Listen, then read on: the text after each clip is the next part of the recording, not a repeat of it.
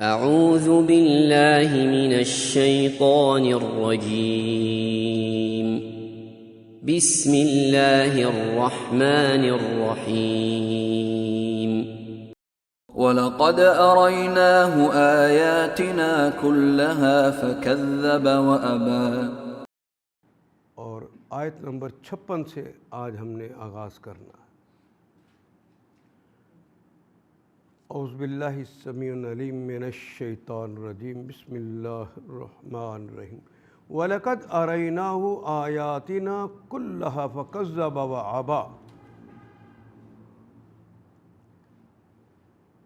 ہم نے فرعون کو اپنی سب نشانیاں دکھا دی، مگر وہ جھٹلائے چلا گیا اور نہ مانا۔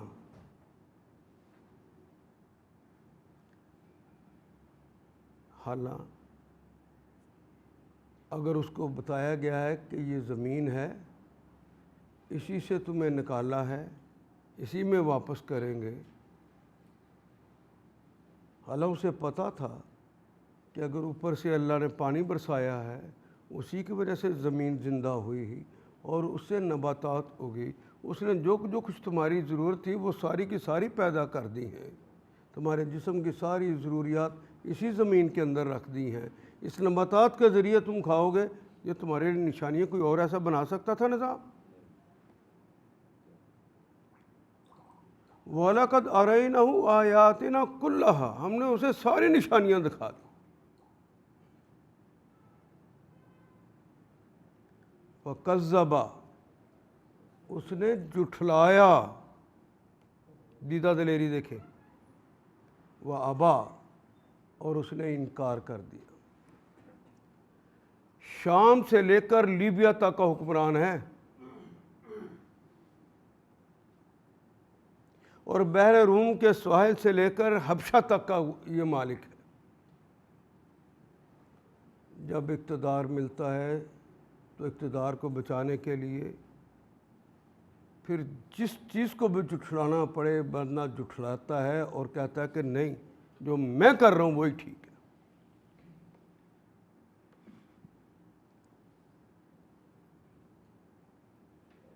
ہمارے ملک کے حکمران بھی یہی نہیں کر رہے۔ اللہ کہتا ہے سود کا کاروبار میرے ساتھ، میرے رسول کے ساتھ کھلی جنگ ہے۔ حرب من اللہ و رسول، اللہ اس کے رسول کے ساتھ جنگ ہے یہ۔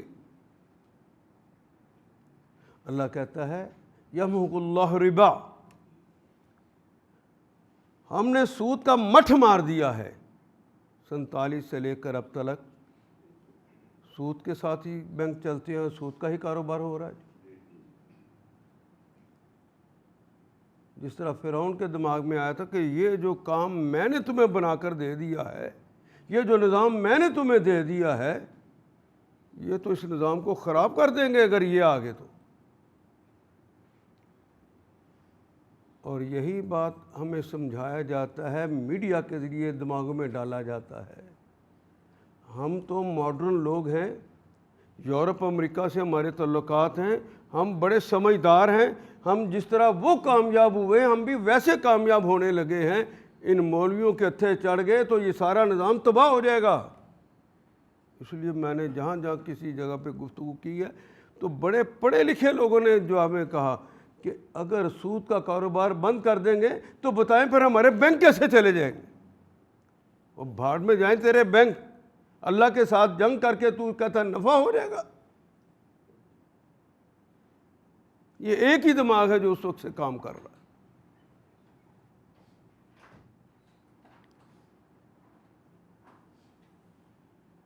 وہ جھٹلاتا ہے اور انکار کر دیتا ہے۔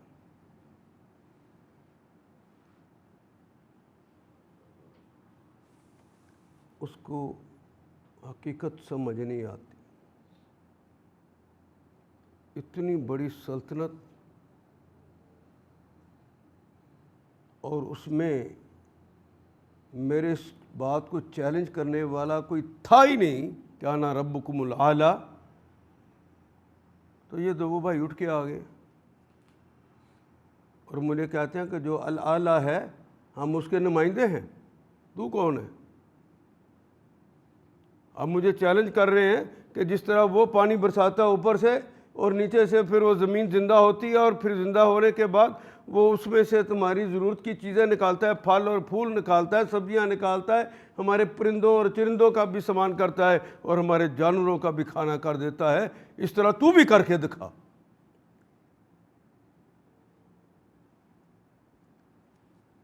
یہ تو کر نہیں سکتا، تو اس کا مطلب یہ ہے اس کا جواب بھی نہیں دینا چاہیے، صاف انکار کر دینا چاہیے۔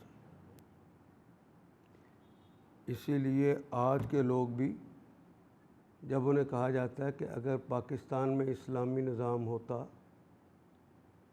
تو تمہارا ایس ڈی او پیسے لے کر ہی میٹر لگاتا، تمہارا تھانے دار پیسے لے کر ہی ایف آئی آر درج کرتا، اس نے مدد تو کیا کرنی ہے، وہ تو ایف آئی آر درج کرنے کے بھی پیسے لیتا ہے۔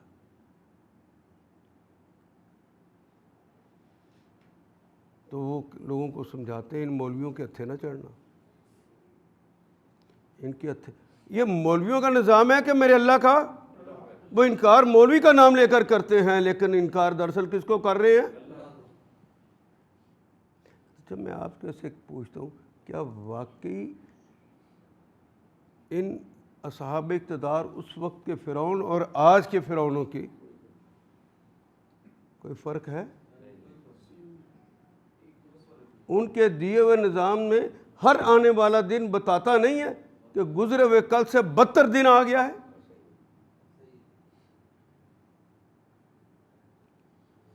جن لوگوں نے اس نظام کو چلا رکھا ہے، دو ملکوں کے اندر ایک ہی وقت میں اس کی پریکٹس کرتے ہیں۔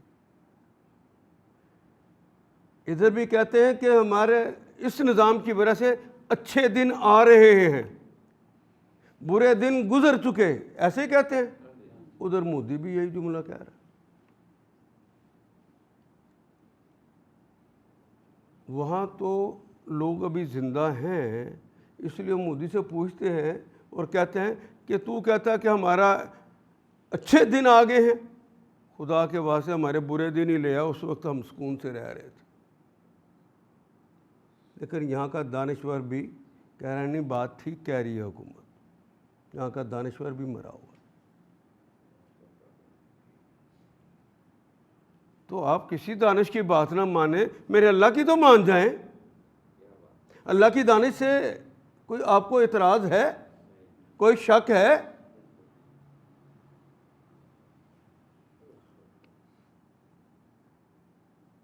میں جو کہوں مت مانیے، لیکن جو میرا اللہ کہہ رہا ہے وہ تو مان جائیے نا۔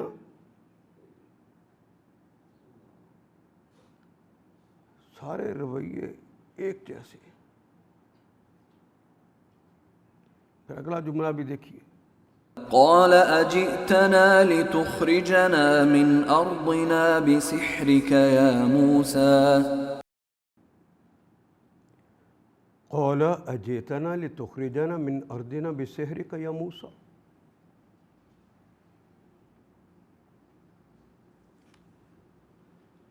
اے موسیٰ، کیا تو ہمارے پاس اس لیے آیا ہے کہ اپنے جادو کے زور سے ہم کو ہمارے ملک سے نکال باہر کرے؟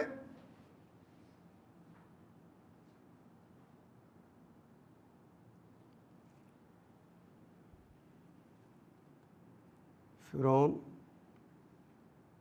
اور اس کے ساتھی چھوٹے ذہن والے لوگ نہیں تھے، جنہوں نے اتنی بڑی اسٹیبلشمنٹ تیار کر لی ہے، دنیا کے اتنے بڑے حصے پر حکومت کر رہے ہیں، لوگ اسے انا ربکم الاعلی کہہ دیا ہے، تو ذہن تو اللہ نے ان کو بہت بڑا دیا ہوا تھا۔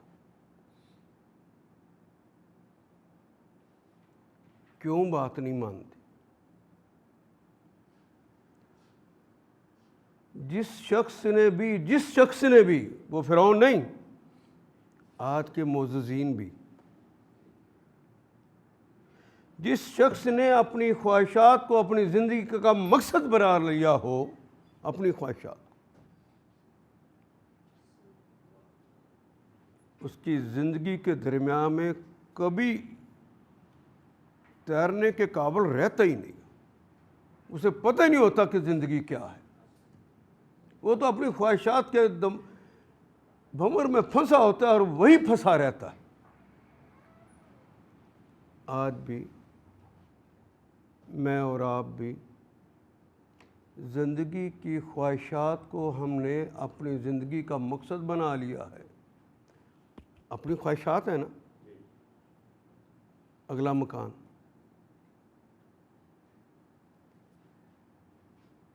اگلا باغ، اگلی فیکٹری، اوپر کا عہدہ،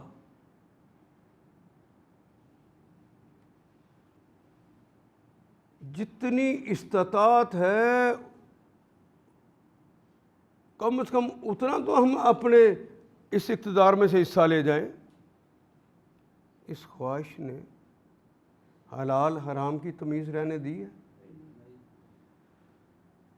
کسی کا حق مارا جا رہا ہے، کوئی اس ظلم کی وجہ سے پسا چلا جا رہا ہے، کبھی دل کے کسی گوشے میں اس کے لیے نرمی پیدا ہوئی ہے ان کے لیے؟ کسان چیخ مرے کہ میری گندم کی فصل، اس کی تو یہ لاگت ہے، اس کو تو قیمت نہ دو، اس کی فصل نہ خریدو، اس کی فصل ضائع ہونے پہ آ جائے، وہ مجبوراً سستی بیچنے پہ مجبور ہو جائے، اس لیے کہ تم نے باہر سے گندم پہلے خرید کے رکھی ہوئی تھی سستی، تم نے مہنگے داموں میں اپنی بیچنی تھی. آپ کو پتہ کہ اپنی خواہشات کی وجہ سے وہ جو میں نے بیچنی ہے اس کا کیا بنے گا اگر یہ خرید لی گئی؟ اب تو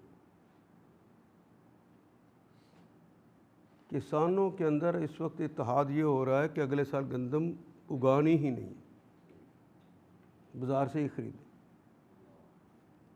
تو اگلے سال آپ کے ساتھ کیا سلوک ہوگا؟ سوچ سکتے؟ کیا سلوک ہوگا؟ میں نے عرض کیا تھا کہ اس کی پریکٹس دونوں ملکوں میں ہو رہی ہے. جس طرح یہاں کسان کو مارا جا رہا ہے، اسی طرح ہندوستان کے اندر بھی مارا جا رہا ہے. یہ دونوں ممالک تو بنیادی طور پر زرعی ممالک ہیں، زراعت ان کی اصل ہے. جب زراعت کو ہی مار دیں گے، وہ تو اپنے ٹکوں پیسوں کی خاطر اس کو مارنے پہ تلے ہوئے، اور آپ ہیں کہ ان کے زندہ باد کے نعرے روز لگاتے چلے جا رہے ہیں. اور سمجھاتے بھی وہ یہ ہیں، ان مولویوں کی باتوں میں آگے تو تمہاری زندگی بڑی تلخ ہو جائے گی. تمہاری عورتیں بھی یہ پردہ کر کے گھر سے نکلیں گی، کسی کو اپنے رخ زیبا دکھانے کے قابل ہی نہیں رہیں گی. انہوں نے پردے لگوا دینے آگے. ہم ڈر جاتے ہیں.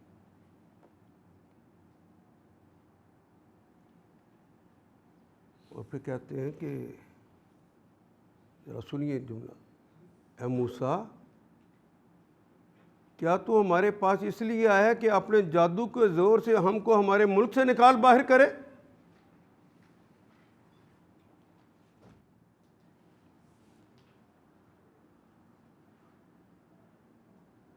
اس وقت کا فرعون یہ بات کہہ رہا تھا، آج کا فرعون بھی یہی جملہ کہتا ہے کہ تم اللہ کے دین کے غلبے کی بات کرتے ہو. اس طرح لوگوں کو اپنے جادو میں پھنسا کے کہ لوگ اللہ کا نام سن کر تمہارے ساتھ چل پڑیں گے، تم ہمارے اقتدار پہ قبضہ کر کے تمہیں ہمیں اس سے نکالنا چاہتے ہو. اس لیے وہ جملہ ایک معروف استعمال کرتے ہیں کہ لوگوں، یہ جو اللہ اللہ کی باتیں کرتے ہیں، اس کے رسول کی باتیں کرتے ہیں، ان کے جھانسے میں نہ آنا، یہ بڑے جادوگر ہیں، ان کے جھانسے میں نہ آنا. انہیں اسلام سے کوئی غرض نہیں ہے، انہیں تو اسلام آباد چاہیے، یہ تو اپنی حکومت چاہتے ہیں. اور یہی وہ کہہ رہے ہیں کہ لگتا ہے کہ تم دونوں بھائی اس لیے آئے ہو کہ تم ہمیں اس زمین سے ہمیں نکال دو اپنے جادو کے زور سے. یہ جو تم باتیں کرتے ہو کہ زمین کے اندر پانی برسانے سے یہ نرم و نازک پودے نکال کر ہماری کھانے کا انتظام کس نے کر دیا ہے, تم ہمیں مجبور کرتے ہو کہ اس کا جواب نہ دیں.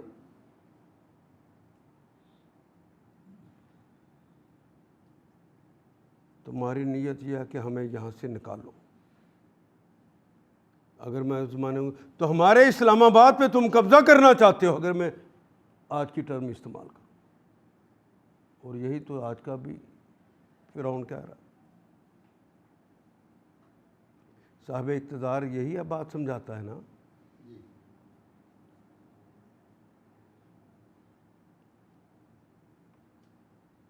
اور اسے پتہ بھی ہے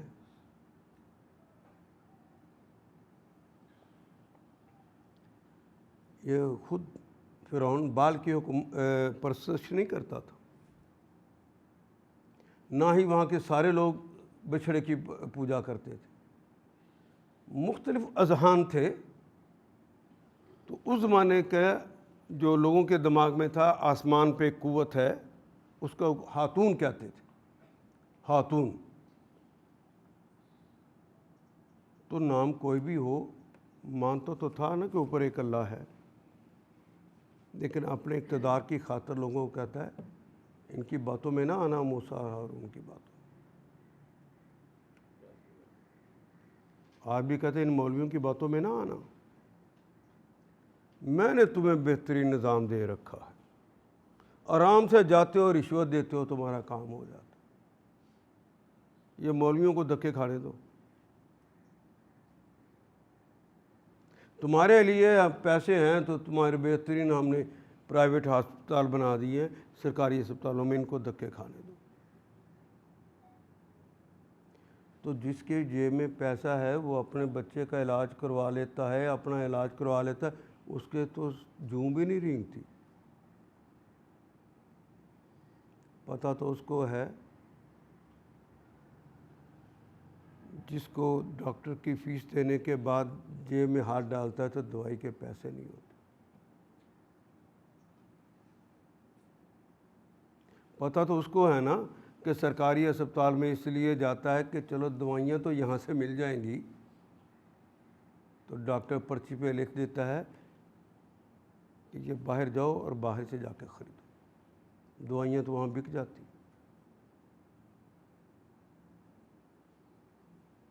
پتہ تو اس کو ہے, تکلیف میں تو وہ ہے.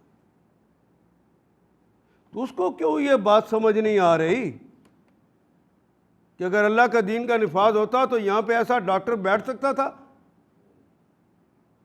کہ دوائیاں اس کے لیے اس کو دی تھیں کہ ان غریبوں کو یہ دوائیاں یہاں سے دینی ہیں, یہ انہی کا پیسہ ہے.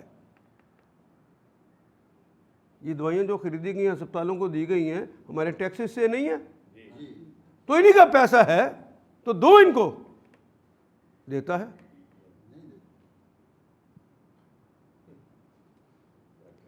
اچھا کس کے دماغ کا علاج ہونے والا ہے پھر؟ عوام کا کہ حکمرانوں کا؟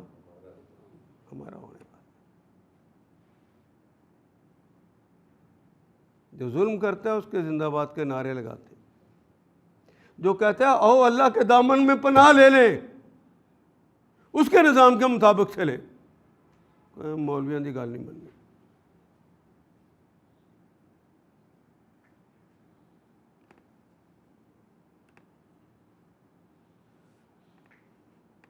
اور جو اللہ کی حضرت موسیٰ اور ہارون جو باتیں کر رہے ہیں یہ اپنے پاس سے کر رہے ہیں کہ اللہ کی باتیں سنا رہے ہیں؟ اور دعویٰ بھی یہ ہے کہ یہ ہماری باتیں نہیں ہیں. جس کو تو بھی ہاتون مانتا ہے, جس کو تو اللہ کہتا ہے, یہ اسی کے نمائندے ہیں ہم. انہوں نے ہمیں بھیجا ہے تیرے پاس. یہ ظلم کر رہا ہے بنی اسرائیل پر, چھوڑ دیں ان کو, ہم انہیں آزاد کروانے کے لیے آئے. ایسا نہیں, مجھے پتہ ہے, پتہ تو اندر ہے, لیکن اپنی عوام کو اور اپنے گروہ کو سمجھانے کے لیے جملہ یہ استعمال کرتا ہے، موسیٰ مجھے پتا کہ تو جادوگر ہے، جادو کے زور سے تو یہ سارا کام کر رہا ہے۔ فَلَنَأْتِيَنَّكَ بِسِحْرٍ مِثْلِهِ فَاجْعَلْ بَيْنَنَا وَبَيْنَكَ مَوْعِدًا لَا نُخْلِفُهُ نَحْنُ وَلَا أَنْتَ مَكَانًا سُوًى وَلَنَأْتِيَنَّكَ بِسِحْرٍ مِثْلِهِ، اچھا تو ہم بھی تیرے مقابلے پر ویسا ہی جادو لاتے ہیں۔ اگر ویسے ہی لاتا تو وہی کی کوئی چیز لانی چاہیے تھی نا، پتہ تو تھا کہ یہ وہی کی بات کر رہے ہیں۔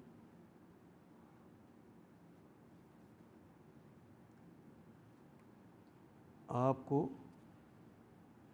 اس وقت کے جو لوگ ہیں، وقت فرعون کو یہ کہنے کی ضرورت نہیں ہے، وہ اتنا کہتا ہے یہ مولوی ہیں، یہ آپ کو لے ڈوبیں گے، کہہ کے چپ کر جاتا ہے، اور آپ کے ذہن کو معاف کرنے کے لیے 100 سے زائد اس وقت ٹی وی اسٹیشن ہے، جس پر لگاؤ گے ایک زبردست ڈرامہ لگا ہوگا، کہیں پر اچھا سا گانا لگا ہوگا، تمہیں سحر میں مبتلا کر دے۔ تمہارے پاس وقت نہیں ہے کہ وہاں پہ بیٹھ کے وہ دیکھو، وہ تمہارے موبائل میں وہ دکھا دے گا جس کو دیکھ کر تم ٹن ہو جاؤ۔ ہو جاتے ہیں؟ مجھے نہیں آواز آئی رہی۔ یہاں میری کلاس میں بابے زیادہ بیٹھے ہوئے ہیں، بابے زیادہ ہوتے ہیں۔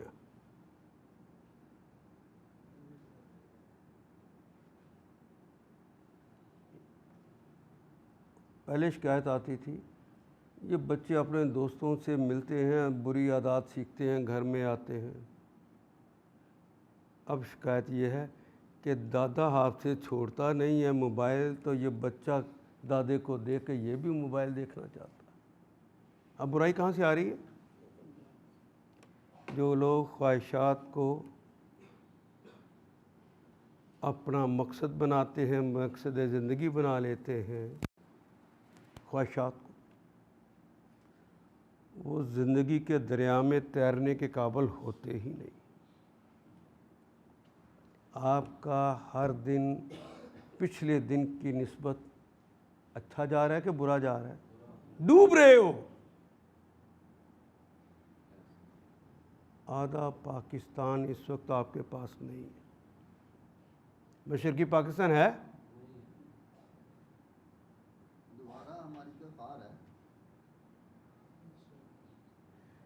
میڈیا میں آ چکا ہے، میڈیا میں وہ آ چکا ہے۔ جس وقت تک اس مغربی پاکستان کے لوگوں کو ہوش نہیں کرتے، وہ اللہ کے دین سے نہیں جڑیں گے، مقصد زندگی دین کی سرفرازی نہیں بنائیں گے۔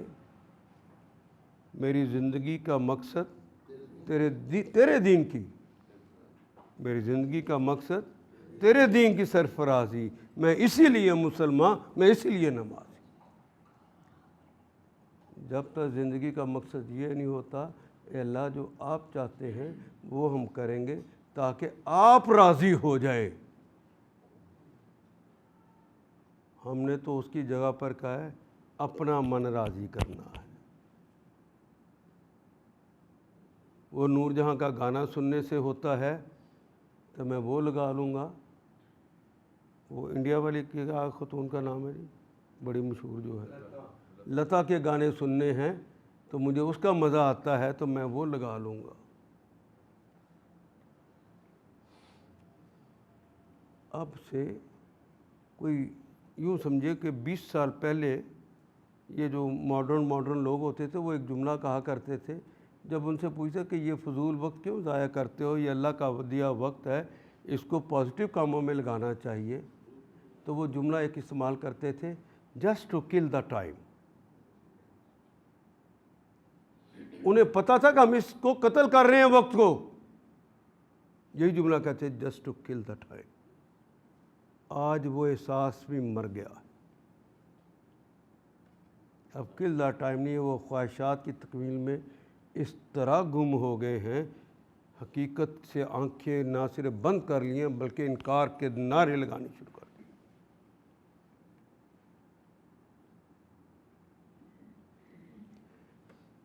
یہ حضرت موسیٰ اور ہارون کا قصہ سنانے کا مقصد یہ نہیں ہے کہ آپ کو تاریخ پڑھائی جائے، اس کا مقصد یہ ہے کہ آج اپنی اصلاح کر لو، کل بھی اقتدار یوں تھا، آج بھی اقتدار یوں ہے، اور اس وقت عوام کی یہ حالت تھی اور آج تمہاری کیا حالت۔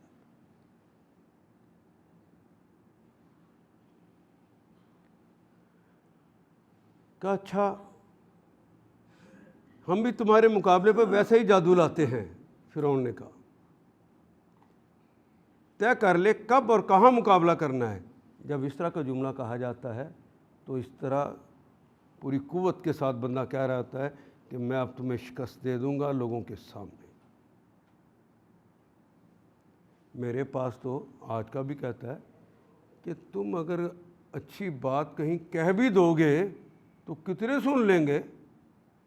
100 200 400 1000 2000 10,000 سن لیں گے۔ میرے پاس تو میڈیا کی قوت ہے، میں جو چاہوں ان کو سناؤں اور ان کو اپنے ساتھ شامل کر لوں۔ لگا لے زور اپنا، تو کتنے درس کر لے گا؟ چیلنج کر دیتے، کہتے ہیں آؤ پھر مقابلہ کریں، آج تمہیں ہراتے ہیں لوگوں کے سامنے ہراتے ہیں۔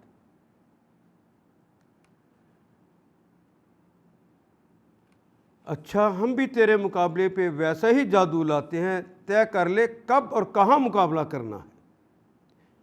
یہ حضرت موسیٰ پہ چھوڑ رہا ہے، حالانکہ اسے پتہ ہے کہ جادو کے اندر جو پہل کرتا ہے سحر میں مبتلا وہ کر دیتا ہے، پھر اس کو اس سے نکلنے میں وقت لگتا ہے، تو اس وقت تک تو یہ ہار چکے ہوں گے۔ دن جو ہے وہ تو 10-12 گھنٹے میں ختم ہو جائے گا نا۔ جس دن مقابلہ ہے لوگ تو پھر واپس چلے جائیں گے، یہ تو ہارے پڑے ہوں گے وہاں پر، کیونکہ سحر میں مبتلا ہو جائے گا۔ تو اس نے پہلی باری لینے کے لیے جو جملے استعمال کیے وہ سیاسی تھے۔ دیکھیے کیا کہتا ہے، طے کر لے کب اور کہاں مقابلہ کرنا ہے، یعنی طے کر لے تو اتنا کانفیڈنس کہ تیری مرضی، جس دن تیرا جی چاہے مقابلہ اس دن ہوگا، جس جگہ تو کہے گا مقابلہ وہاں پہ ہوگا۔ اگر اس طرح بات کی جائے تو دوسرا آدمی پیچھے ہٹ جاتا ہے، لیکن جی یہ تو اللہ کی طرف سے بات کر رہے تھے، یہ بھی پیچھے ہٹ جاتے۔ کہتا ہے نہ ہم اس قرارداد سے پھریں گے نہ تم پھرنا۔ حجل بیننا و بینک موعدا لا نخلفہ، ہم اس سے پھریں گے نہیں، پھر یہ وعدہ کر لے، یعنی ڈرا رہا ہے کہ تو نے بھاگ جانا ہے موسیٰ ہارون، تو بھاگنا نہیں ہے،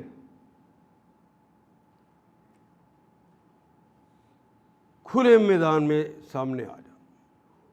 قال موعدكم يوم الزينة وأن يحشر الناس ضحى۔ قال موعدکم یوم الزینہ، تو موسیٰ نے جواب دیا کہ اور دن کیوں منانا اکٹھا کرنا ہے، یہ جشن کا دن آ تو رہا ہے۔ فرعون کے زمانے میں مصر میں 3 سال میں 3 جشن منائے جاتے تھے، تو کہتے ہیں یہ جشن کا موقع تو آ ہی رہا ہے، اور کھلے میدان کے اندر ہی سارے لوگ آ کے خوشیاں مناتے ہیں، اسی دن اسی جگہ پر لوگوں کے سامنے ہی کریں گے۔ حضرت موسیٰ نے کہا جشن کا دن طے ہوا، جشن کے دن ہی کریں گے، اور دن چڑھے لوگ جمع ہوں، لوگ دیکھ رہے ہوں جو تم کر رہے ہو، جو دیکھ رہے ہیں لوگ جو تم پر بیتے اس وقت۔ داعی کو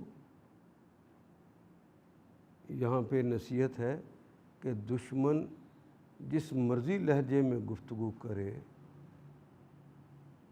وہ جتنی بھی قوتیں اکٹھی کر کے آئے، تو نے اسے گھبرانا نہیں ہے، تو نے پوری قوت کے ساتھ بات کرنی ہے، کیونکہ تیرے پیچھے تیرا اللہ ہے۔ جس کے پیچھے اللہ ہو وہ کمزور بات کرتا ہے کہ مضبوط بات کرتا ہے؟ تو دیکھ لیجئے، ہم جب اقتدار سے بات کرتے ہیں، ہمارے اچھے لوگ بھی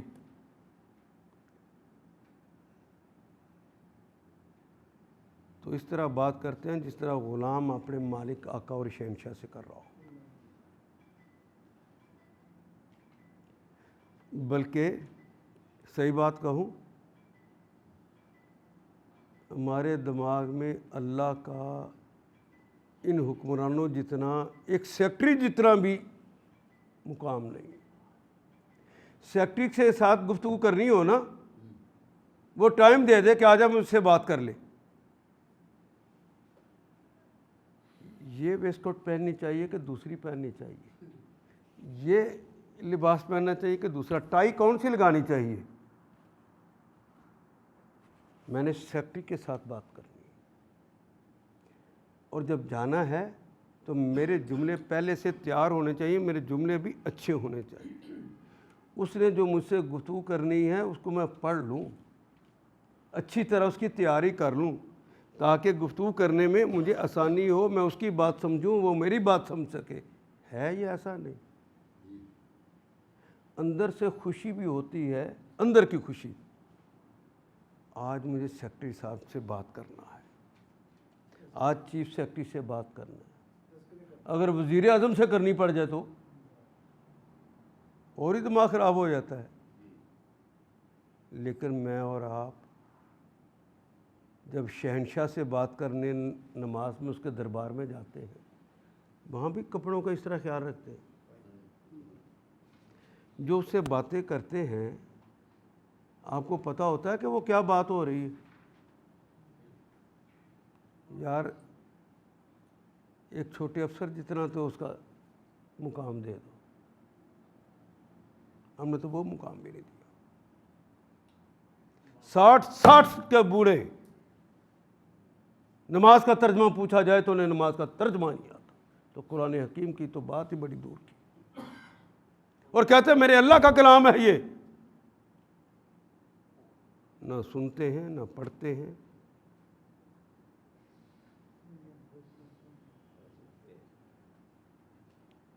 اتنا تو مقام دے دو نا۔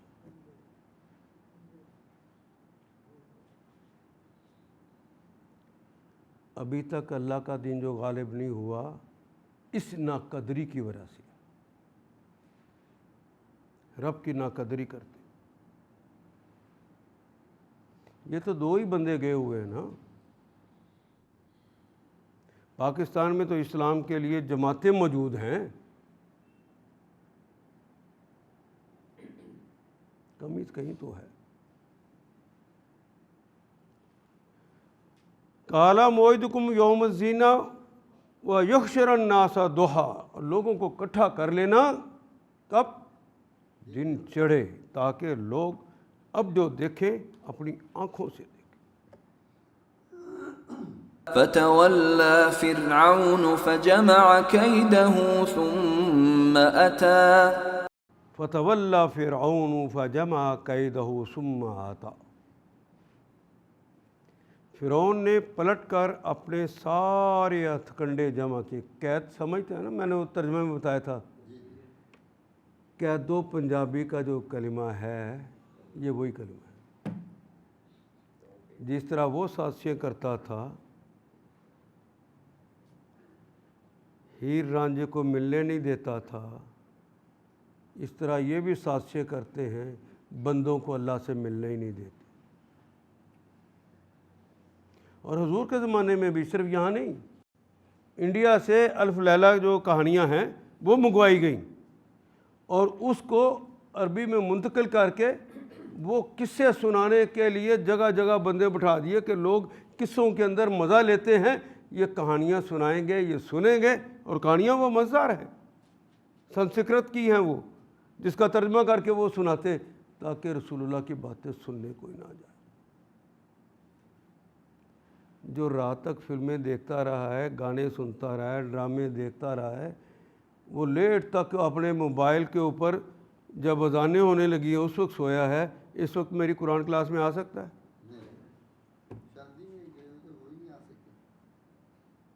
اب اللہ کا فضل ہے، شادی والوں کو بھیج دیتے ہیں جلدی گھر، ٹائم طے ہے، 10 بجے وہ لائٹیں آف کر دیتے ہیں اور بہ کے وہاں اب نہیں لگنے دینے ٹینٹ، یہ بھی کر دیا، یہ بھی ٹینٹ گلی میں نہیں لگیں گے اب۔ ہاں بڑے لوگوں کی اور بات ہے،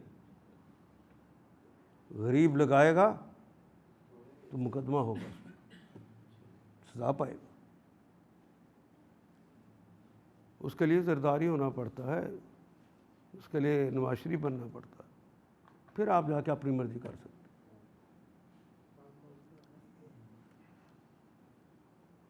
وہ پلٹا تو اس نے اپنے اعیان کو، درباریوں کو بلایا کہ مقابلہ تو سخت ہو، کیا کریں؟ انہوں نے کہا چھوٹی موٹی بات نہیں ہے، ان کا لہجہ دیکھا ہے، یہ بڑے پرعزم لگتے ہیں، ان کے پاس کوئی بڑی چیز ہے، تو اس طرح کرو کہ صرف یہاں کے لوگ نہیں، دارالخلافہ میں ہماری سلطنت میں جتنے جادوگر ہیں بڑے سے بڑا، سب کو پہلے بلاؤ اور ان سے مشاورت کرو اس سے مقابلہ کرنے کے لیے۔ پھر یہ اس لیے کہا ہے فَتَوَلَّا، وہ واپس پلٹا، فرعون فَجَمَعَ كَيْدَهُ، تو اپنی ساری تدبیروں کو اس نے اکٹھا کی۔ پورے ملک سے بڑے جو لوگ ہو سکتے تھے، ہر دور کے اندر کوئی نہ کوئی علم جو ہوتا ہے وہ عروج پر ہوتا ہے۔ فرعون کے زمانے میں جادو عروج پہ تھا، حضرت عیسیٰ علیہ السلام کے زمانے میں طب عروج پر تھا، تو ہر دور کا ایک چیلنج ہوتا ہے جس کو لوگ اچیو کرتے ہیں۔ اس زمانے میں جادو تھا تو کہا بہترین جادوگر اکٹھے کر لو،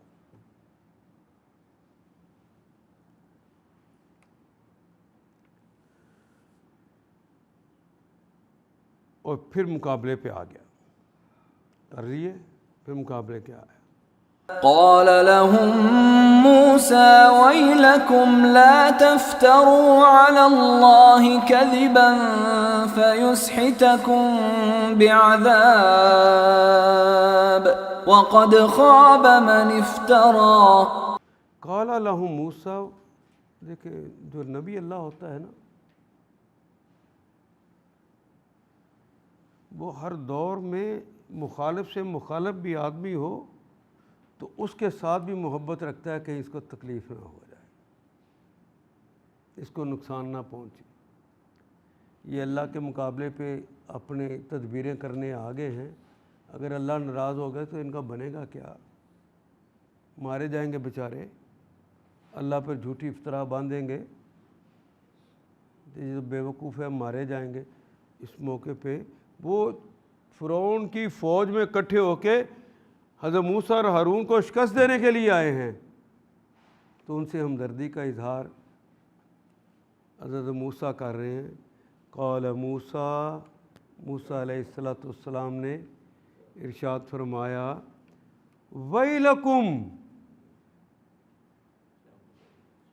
بالکل مجھے بالکل ایسا لگتا ہے جس طرح یوں کہتے ہیں نا، ماں کسی بچے کو روکنا ہونا کہ یہ کام نہ کرو تو کہیں اسے تجھے نقصان نہ ہو جائے، تو وہ بچے کو آواز دیتے کہتے او ٹوٹ مرے کدھر ہے، تھلے نہ آ جائے، گڈی دے ادھر ہو جا، اسے ٹوٹ پہنا بھی کہتی، غرق جانیا۔ بالکل اسی طرح حضرت موسیٰ کہتے ہیں ویلکم، اور تمہارا ستیہ ناز ہو، تمہارا بیڑا نہ ہو جائے، لا تفتروا علی اللہ، دیکھنا مقابلہ کرنا، اللہ پر افطرا نہ باندھنا۔ کاذبن، وہ افطرا جو جھوٹی ہے وہ اللہ پہ نہ باندھنا۔ کیوں؟ فَيُسْحِتَكُمْ بِعَذَابٍ، میں نے بتایا تھا نا کہ سحت کہتے ہیں ہڈی سے گوشت کھینچ کے الگ کر دینا، کسی کا استحصال کر دینا، استحصال کر دینا، اسے سب کچھ چھین لینا، اسے سب کچھ حاصل کر لینا طاقت کے ساتھ۔ بعذابٍ، کسی عذاب کے ذریعے۔ اللہ پہ افطرا نہ باندھنا ٹوٹ پہنیوں، ورنہ ایک سخت عذاب سے تمہارا ستیہ ناش کر دے گا۔ بچا رہنا، ایسا کام نہ کر۔ تو دائی اپنے جملوں میں کبھی ایسے جملے پہ لا کے کسی کو مت روکنا گھیر گھار کے، اگر انکار کر دے تو سیدھا کفر ہو جائے، تباہ ہو جائے گا وہ بندہ۔ اپنی دعوت کو یہاں تک رکھنا کہ اس کے دل کے اندر اللہ کی حقانیت داخل ہو، اسے شکست دینے کے شوق میں اسے گرانے کی کوشش نہ کرنا، اسے بنانے کی اور بچانے کی کوشش کرنا۔ تو داعی اللہ ہے، تو کسی کو ہرانے نہیں آیا، تو کسی کو جیتنے آیا ہے۔ اب فرق سمجھ آیا نہیں؟ تو کسی کو ہرانے نہیں آیا، اس کو جیتنے کے لیے تو جیتا پیار سے جاتا ہے، اپنائیت سے جاتا ہے، محبت سے جیتا جاتا ہے۔ اپنی محبتیں ان کے لیے رکھنا، جس طرح ماں بچے کے ساتھ وہ محبت کے ساتھ، جملہ سخت ہے، ٹوٹ پہنیا تیرا ستیہ ناش ہو جائے، ایک ہی کرن لگا، اس کو بچانے کے لیے ہوتا ہے۔ اتنی محبت ہو۔ اب دائی کہتا ہے اتنا ظلم کیتا ہے تو میں اتنی محبت کتوں لیا وہاں؟ تجھے کسی نے کہا تھا اپنے لیے کوشش کر، تو نے تو رب کے لیے کرنی تھی، تو رب بھی تو کہہ رہا ہے کہ اس کے ساتھ ہمدردی کے ساتھ اس کو بچا لے، یہ جہنم میں گرنے والا ہے۔ جس طرح محمد رسول اللہ کہا کرتے تھے کہ میری حالت یہ ہے کہ لوگ یہ آگ کے گڑھے میں گرنا چاہتے ہیں، میں کمر سے پکڑ پکڑ کے ان کے پیچھے کھینچ رہا ہوں۔ اور جب کوئی خودکشی کرنے لگتا ہے نا، نفسیات کا ایک جملہ سنانا چاہتا ہوں، جب کوئی خودکشی کرنے لگتا ہے نا تو کوئی اسے روکے نا، پکڑ کے کھینچے، تو اس سے بچنے کے لیے اس کے منہ پہ تھپڑ بھی مار دیتا ہے۔ اس کے تھپڑ کا بھی برا نہ منانا، یہ اس نے ریئیکشن میں کیا ہے، وہ چاہتا تھا کہ مصائب سے نکل جاؤں، اس لیے خودکشی کر رہا تھا۔ اس کا برا نہ، اس کو کھینچنا۔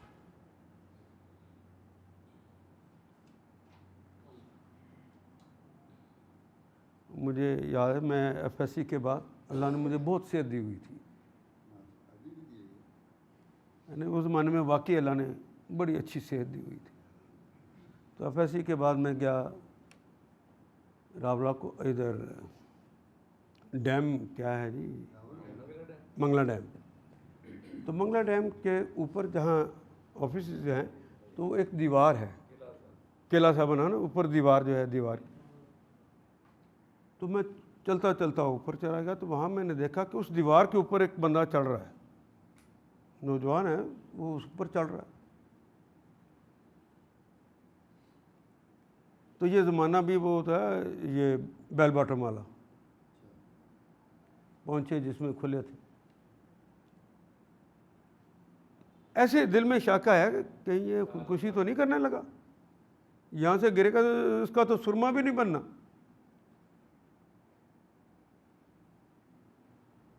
تو جب میں اس کے قریب ہوا تو وہ جمپ کرنے کے لیے تلا ہوا تھا اور وہ آگے لڑک چکا تھا،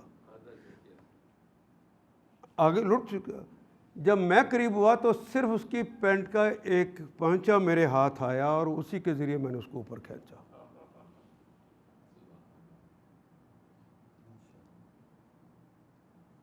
اس نے میرے منہ پہ تھپڑ مارا تھا، مجھے مرنے دے، تو کون ہوتا مجھے روکنے والا؟ اس سے میرا تھپڑ زیادہ زوردار تھا جو میں نے اس کو مارا.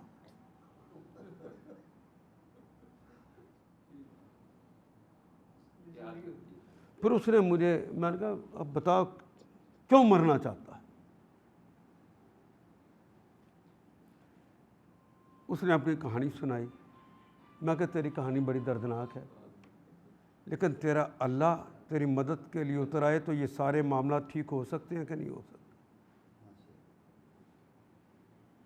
اس کو بات سمجھ آ گئی تو دیر تک وہ روتا رہا. میرے ساتھ ہی پھر نیچے اتر آیا.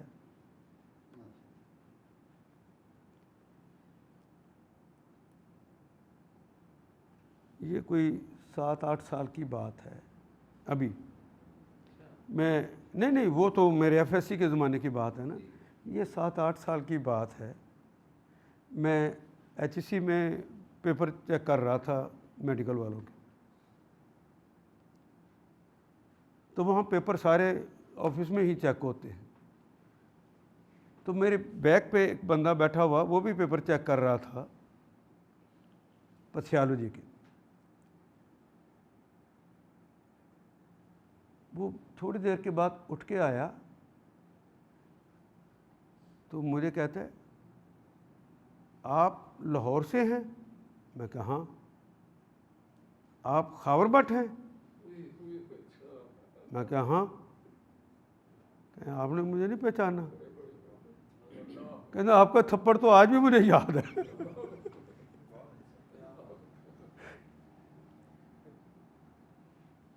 تو وہ پاک فوج میں کرنل رہ کر پھر وہ پنڈی میڈیکل کالج میں پڑھا رہا تھا.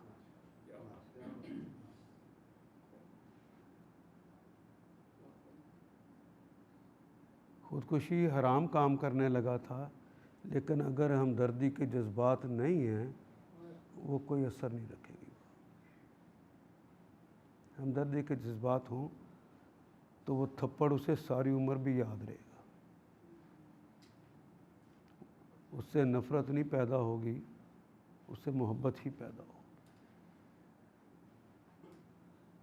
اتنے سال ہو گئے، شکلیں بدلی. اب میں وہ جب میں نے ایف ایس سی کی تھی اس زمانے کا بندہ تو نہیں ہوں نا. یہ ابھی 7-8 سال پہلے کی بات.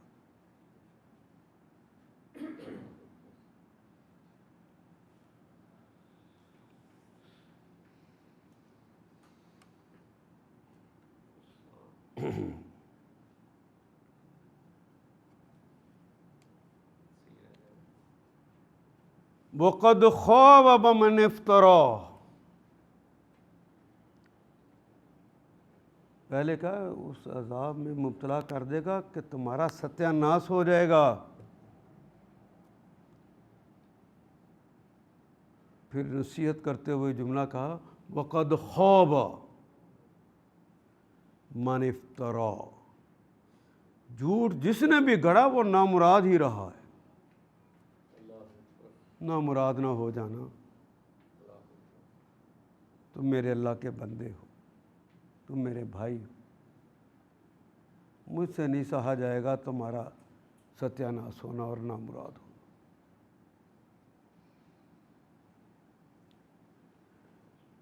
فَتَنَازَعُوا أَمْرَهُمْ بَيْنَهُمْ وَأَسَرُّوا النَّجْوَىٰ. جب وہ آپس میں گفتگو کی ہے نا انہوں نے، تو اس کے اوپر چپکے نجوہ کر رہے تھے.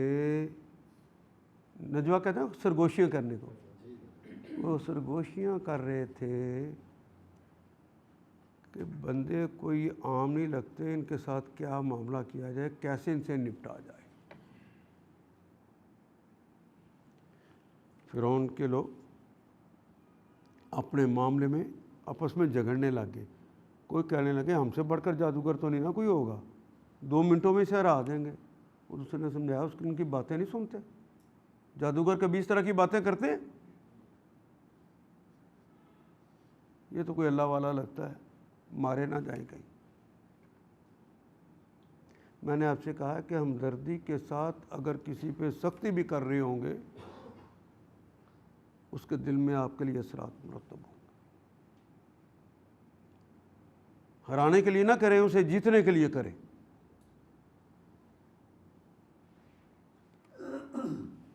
وَأَسَرُّ النَّجْوَىٰ اور سرگوشیاں کرنے لگے. قالوا تو ان میں سے جو سمجھدار لوگ تھے انہوں نے کہا ان هذا لساحران یریدان ان یخرجاکم من ارضکم بسحرہما، یہ تم سے تمہارا ملک چھیننے کے لیے آ گئے ہیں. ان کی باتیں چھوٹے لیول کی نہیں ہیں. جادوگر تو زیادہ سے زیادہ یہ کرتا ہے نا کہ جادو کا کرتب دکھایا تو پھر ہاتھ پھیلانے کے لیے کھڑا ہو جاتا ہے. جادو دکھایا تو انہوں خوش کیتا دیو اللہ واسطے کچھ مانگتا، میں نے کرتب دکھایا اس کے پیسے دو. آپ شہر میں بھی ایسے ہی کرتے ہیں نا. ان کی حیثیت تو اتنی ہوتی ہے لیکن ان کی باتیں تو ایسی نہیں ہیں. آپ بھی جاتے ہیں کہ میری دکان چل جائے اور ہمسائے کی دکان بند ہو جائے، جادو کر دو، تو وہ کرتب دکھاتا ہے اپنا ہے تو بعد میں کیا کہتا ہے؟ ہاتھ پھیلا دیتا ہے دیو پیسے. کرتے ہیں نا. اور آپ شریف آدمی آپ نہیں کرتے، میں نے تو ویسے آپ سے جملہ کہا ہے. کہتے ہیں ہاں جی کرتے ہیں. آپ تو شریف آدمی، آپ کہاں جادو کرتے ہیں؟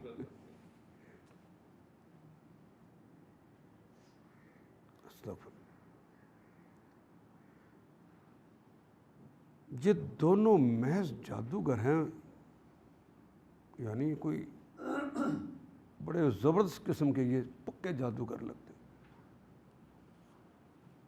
ان کا مقصد یہ ہے کہ اپنے جادو کے زور سے تم کو تمہاری زمین سے بے دخل کر دیں.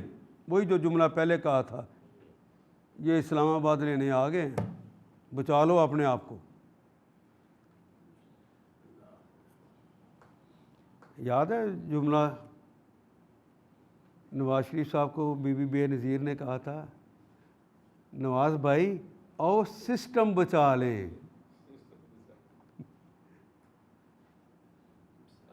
اس وقت قاضی حسین احمد میدان میں تھے، ذرا زیادہ متحرک تھے کہ آؤ مل جائیں اور یہ جو سسٹم ہے ایک باری تمہاری اور ایک باری ہماری، اس کو بچا لیں. لندن میں پھر وہ ہوا تھا ان کا میثاق جمہوریت، یہ تھی اس کی بنیاد. دیکھو قرآن ہمیں کب سے بتا رہا ہے، ان کی سیاسی چالوں کو سمجھو.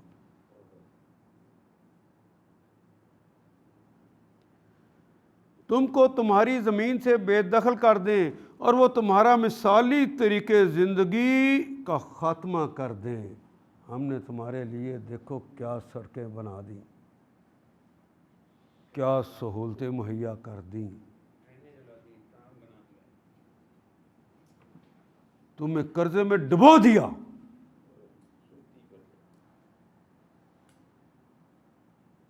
بچے بچے کو دوسروں کے ہاں رہن رکھ دیا. لیکن کیا کہتے ہیں؟ دیکھو تمہارے لیے کیا کر دیا. ہماری وزیر اعلیٰ وہ صرف اس پنجاب کی ذمہ دار ہے، یہاں نہیں، وہ قرضے کے پیسے باہر بھی لگا رہی ہے دوسرے صوبوں میں، تاکہ میرے پولیٹیکلی میں مضبوط ہو جاؤں، لوگ کہیں کہ بڑا کام کر رہے ہیں.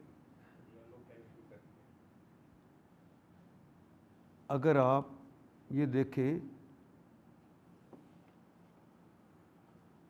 میرا دماغ بھی عجیب سا چلتا ہے، جتنا بڑا اشتہار اس سارے زمانے میں جب وہ کام کرتی ہے تو 3 ماہ تک وہ اشتہار پہلے صفحے کا پورا آتا ہے کہ بی بی نے یہ کام کر دیا، اور تسلسل سے آتا رہتا ہے، پھر آدھے صفحے کا ہو جاتا ہے. ایک اخبار میں نہیں ہوتا، پاکستان کے سارے اخباروں میں ہوتا. تو آدھے صفحے کی قیمت کتنی ہوتی ہے؟ اور سارے اخباروں کی روز کی. اگر تو نے اپنے اس کام کو مضبوط کرانا تھا، لوگوں کے دل میں بٹھانا تھا، تو یہ تیرا کام تھا، تیری پارٹی کا کام تھا. تو پارٹی کے پیسے اور تیرے لگنے چاہیے تھے کہ پاکستان کے لگنے چاہیے تھے؟ خربوں. اتنا کا پروجیکٹ نہیں ہوتا جتنے اس کی مشہوری پہ لگتے، اور یہ قرضے کے پیسے ہوتے ہیں. اس کے اوپر سود دینا ہوتا ہے.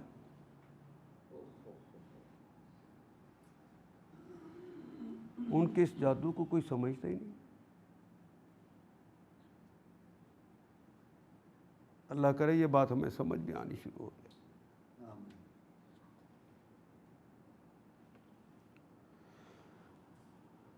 اور یہ طریقہ کتنا زبردست ہے تمہارا.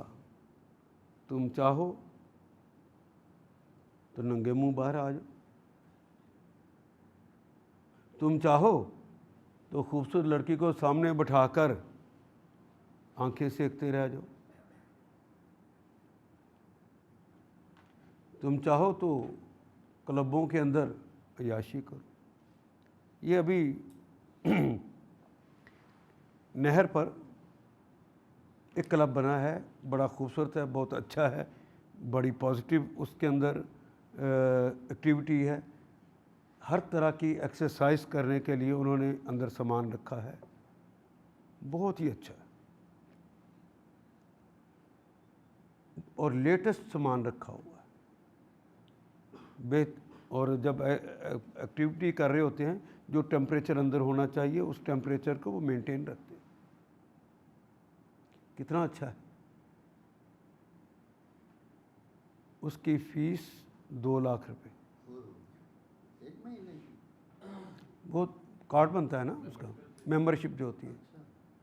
اب مجھے بتا, اور مہینے کی فیس الگ دینی ہے, اس کا ممبر بننے کے لیے 2 لاکھ ہے. یہ ایل ڈی اے کا جو یہ اسپورٹ کمپلیکس بنا ہے کس کے پیسوں سے بنا ہے؟ وہ تو میری تنخواہ اور آپ کی تنخواہ اور اس کی تنخواہ سے, جو تاجر تو دیتے ہی نہیں ہیں. یہ میرے اور آپ کی تنخواہوں سے گیا ہوا ہے نا, غریب آدمیوں کی تنخواہوں سے گیا ہوا ہے نا. غریب آدمی کی تنخواہ سے بنا کر انہیں ان امیروں کے لیے رکھا ہے.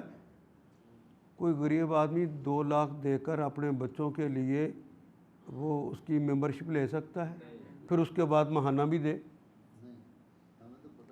پیسے غریبوں کے, عیاشی امیروں کی.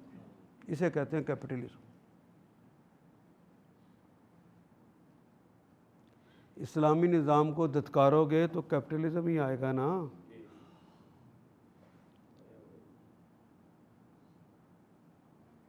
فائدہ الٹیمیٹلی کس کو ہوگا؟ سرمایہ دار. کسان مرا ہے, جو سرمایہ دار ہے جس نے باہر سے گندم منگوائی ہے, فائدہ تو اس کو ہوا ہے نا.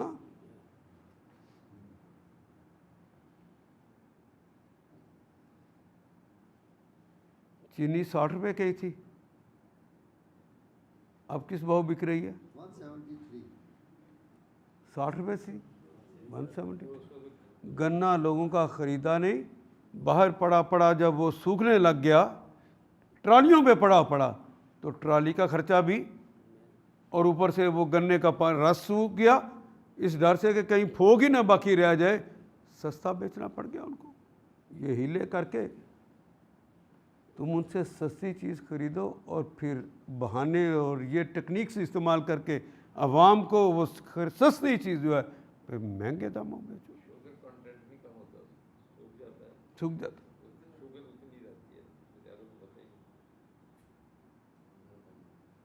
سوچیں ذرا,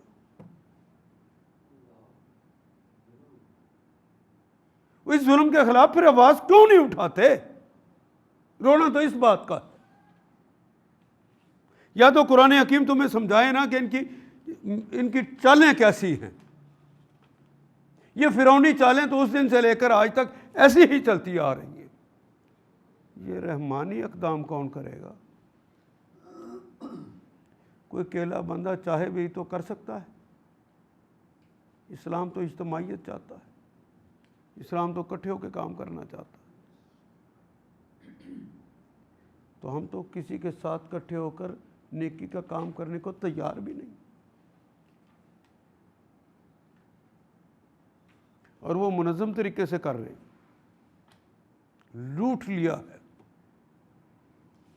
فَأَجْمِعُوا كَيْدَكُمْ ثُمَّ أْتُوا صَفًّا وَقَدْ أَفْلَحَ الْيَوْمَ مَنِ اسْتَعْلَى. اجمعوا قیدکم ثم اتوا صفا. اپنے وہ لوگوں کو کیا کہتے ہیں کہ اپنی ساری تدبیریں آج اکٹھی کر لو اور ایکا کر کے میدان میں اتر آ جاؤ.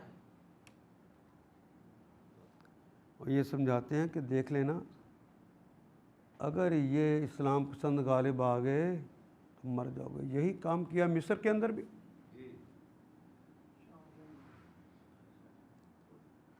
مصر کے اندر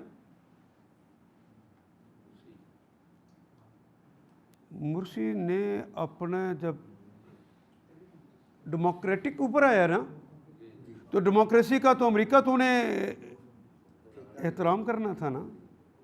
تو اس لیے جو جملے وہ کہہ رہے ہو تو ان پہ یقین نہ کریں. اسی ڈیموکریسی کے خلاف اس نے کام کیا امریکہ نے. اور ٹول کون بنے؟ ٹول کون بنے؟ اسلام کے لیے کام کرنے پر مرسی نے کھلا دل دکھایا. تحریک تو مرسی کی تھی نا. اس نے کھلا دل دکھایا اور کہا کہ یہ سلفی بھائی جو ہیں یہ بھی نیک لوگ ہیں, اچھے لوگ ہیں, کچھ سیٹیں ان کو دیتے ہیں. کچھ سیٹیں ان کو دی انہوں نے. وہ جیت کر پارلیمنٹ میں چلے گئے. امریکہ نے صرف اتنا کیا کہ اپنے نمائندے مڈل ایسٹ کے اندر جو ان کا نمائندہ ہے سعودی عرب, اس کو کہا کہ سلفیوں کو کہہ دو کہ استعفیٰ دے کے باہر آ جائیں پارلیمنٹ سے. 130 استعفے 1 منٹ میں چلے گئے. جس پارلیمنٹ کے 130 استعفے چلے جائیں پارلیمنٹ رہ جائے گی؟ اب تو اس کو گرفتار کرنا آسان ہو گیا نا.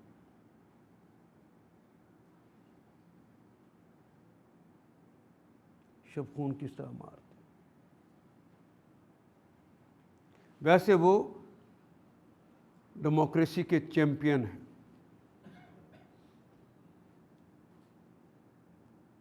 ان کے بڑے بھی ان کے چھوٹے بھی سب ایک لائن پر چلتے ہیں.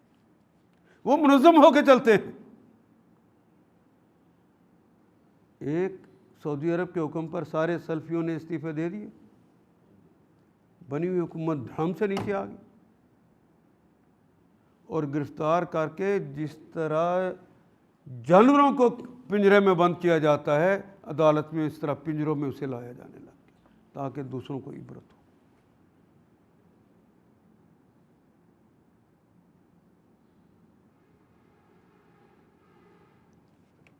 اس لیے وہ کہتے ہیں کہ اجمعو, یہ فرعونی کہہ رہے ہیں کہ اکٹھے ہو جاؤ, قیدکم, اپنی ساری تدبیریں اکٹھی کر لو اور ایک ہو کر حملہ کرنا تاکہ یہ اٹھنے کے قابل نہ رہے. پھر وہاں پہ اخوان المسلمون کو اس طرح مار دیا, اب وہ جیلوں میں مرے. مرسی تو اللہ کے پاس پہنچ گیا, لیکن قوم اگر پرواہ نہیں کرے گی تو اللہ کو بھی پرواہ ہے, بے نیاز ہے. وہ اسلامی نظام کا جو تحفہ ملنے لگا تھا چھن گیا نا مصری قوم سے. اس کا ابھی تک مصری قوم کو احساس نہیں ہوا. میں ان کی مثالیں اس طرح دے رہا ہوں جس طرح ہماری قوم کو ہو گیا ہے.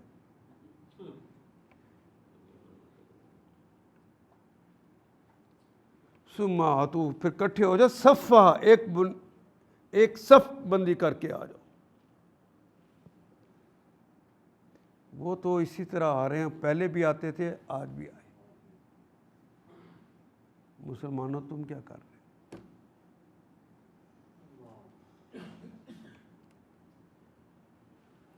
ایک منسٹر نے ایک بیوروکریٹ کو انڈیا میں شٹ اپ کہہ کے اسے اپنے کمرے سے نکال دیا. اس سیکٹری کی توہین ہوئی. اس کے احتجاج رکھا گیا تھا کہ حکومت کو اس رویے کے خلاف ہم احتجاج کریں گے. آپ حیران ہو جائیں گے کہ اس احتجاج میں پاکستان کے بیوروکریٹ بھی شامل تھے. انہوں نے بھی اس دن کام نہیں کیا. یہ کتنا بڑا گینگ ہے اور کہاں کہاں ان کے ہاتھ.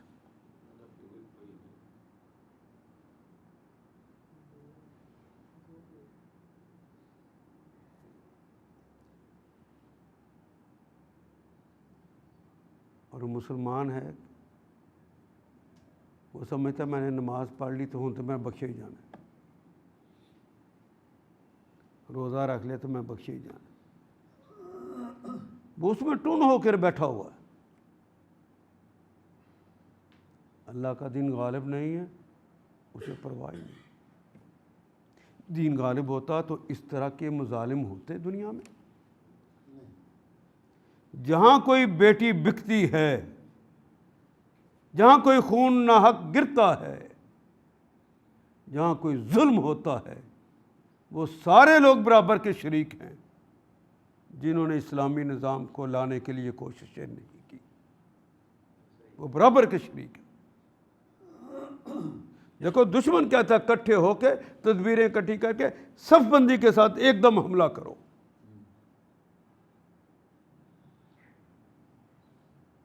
ہم اسلام کا نام بھی لیں گے تو 50 جماعتیں بنا لیں گے، ہر ایک کی ڈفلی الگ الگ ہوگی، وہ بھئی کر لینا سب کچھ، لیکن اسلام کے غلبے کے لیے تو ایک ہو جاؤ،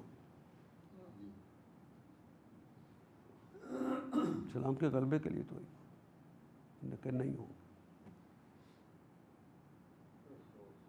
اور اس کا تجربہ بڑا تلخ ہوا، ایم بنی تھی نا، بڑا تلخ تجربہ، سب نے اندر ہی اندر اپنے مفادات کی جنگ دوسری طرف لڑ رہے تھے، اور ادھر ہم جی آپ کے ساتھ ہیں دین کے معاملے میں، تو ڈانٹے کہیں اور ملائے ہوئے تھے، کہیں پر ملاقاتیں ایم کی ہو رہی ہیں اور اسی لمحے بے نظیر اور فضل الرحمان کی ملاقاتیں ہو رہی ہیں، اور ان سے طے ہو گیا کہ اگر ہم آتے ہیں تو اتنی وزارتیں ملیں گی۔ وزیر اعلیٰ کون ہوگا اس علاقے کا؟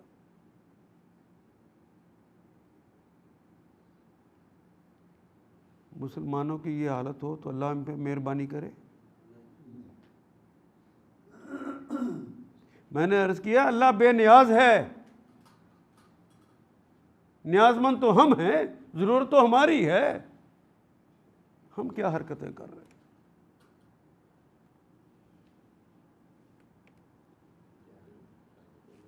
وَقَدْ أَفْلَحَ الْيَوْمَ مَنِ اسْتَعْلَى، انہیں یقین آج اگر ہم اکٹھے ہو کر کام کریں گے تو ہم جیت جائیں گے، ہم ہی غالب رہیں گے۔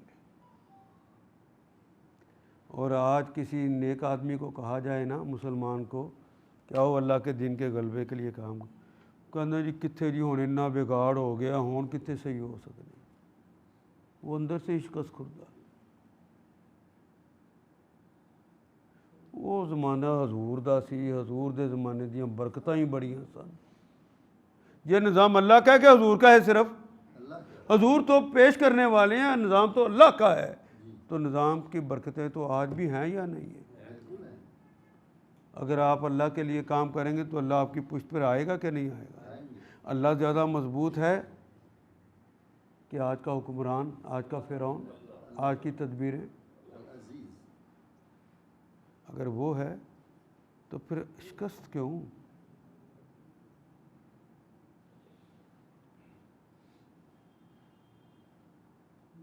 پتہ نہیں میں کچھ باتیں آپ سے کہنا چاہا تھا، پہنچا سکا ہوں کہ نہیں پہنچا سکا۔ جس تک پہنچی ہیں وہ اپنے پاس نہ رکھے، وہ دوسروں تک پہنچائے تاکہ یہ آواز بلند ہو سکے۔ 1400 سال سے تو قرآن ہمیں سمجھا رہا ہے، ہم نے بادشاہوں کی اطاعت کر کے اپنے دین کے رویے ہی بدل ڈالے۔ وہ سارے صف بندی کے ساتھ آتے ہیں، ہماری کوئی صف بندی نہیں۔ اللہ میرا اور آپ کا حامی و ناصر ہو، اللہ میرا اور آپ کا حامی و ناصر ہو، اللہ میرا اور آپ کا حامی و ناصر ہو۔ اللہ کرے کہ آپ کے اس یقین اور نور کے ساتھ لوگ روشن ہو جائیں، ان کے دل بھی روشن ہو جائیں، اور اللہ کے دین کے غلبے کے لیے وہ اپنی زندگیوں کو لگا سکیں۔ مجھے ان لوگوں سے قطعاً توقع نہیں ہے جو اللہ سے کی نماز بھی پڑھ رہے ہوں. اللہ سے نماز تو اللہ سے گفتگو ہے نا, نماز تو اللہ سے راز و نیاز ہے نا. محبوبہ سے راز و نیاز کرنا ہو تو وہ جملے کہیں جو اس کا نہ مجھے پتہ ہو, مجھے پتہ ہی نہ ہو کہ میں کیا بات کر رہا ہوں. تو اس سے بڑھ کر کوئی محبوب ہو سکتا ہے؟ اس سے گفتگو بھی کر رہے ہیں, ہمیں پتہ ہی نہیں بات کیا کر رہے ہیں. ان آیات کو ایک دفعہ پھر تلاوت خود کیجیے, عربی و مبین پڑھتے ہوئے دیکھیے کیا بات پوری اندر اتر رہی ہے, کیا یہ اردو کے سانچے میں ڈھلتی گئی ہیں عبارتیں. اگر بات سمجھ آنی شروع ہوگی تو الحمدللہ یہی ہمارا ہدف ہے, اور یہ ہدف پورا ہو گیا. اللہ میرا اور آپ کا حامی و ناصر.